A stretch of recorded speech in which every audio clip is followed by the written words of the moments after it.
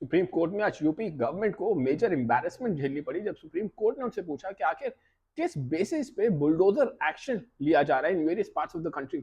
इसमें UP government is one of the parties जिनको respond करना था। उन्होंने कहा कि ऐसा सिर्फ म्यूनिसिपल लॉज के अंडर में लिया जाता है अगेंस्ट इलीगल कंस्ट्रक्शन।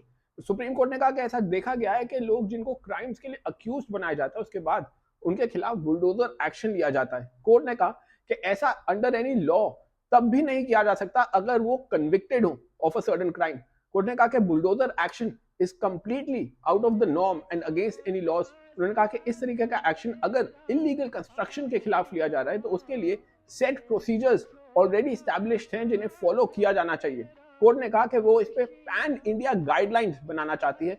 कोर्ट ने इस पे सजेशंस मांगे हैं फ्रॉम डिफरेंट पार्टीज जिसके ऊपर काम करके कोर्ट इस पे पैन इंडिया गाइडलाइंस बनाएगी for all the states to follow.